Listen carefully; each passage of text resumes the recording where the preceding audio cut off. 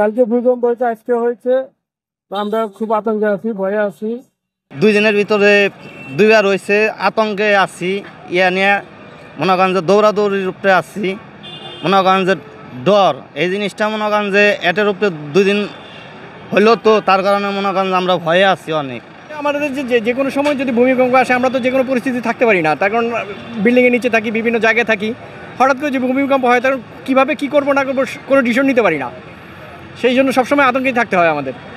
বাসায় ছিলাম 4 তলায়, তারপরে দেখতে আমার বড় মেয়েটা বলতেছে যে মা এটা কেন এটা লড়াইতেছ, মতন না মা আমি লড়াই দেখতেছি যে ভূমিকম্প যাচ্ছে।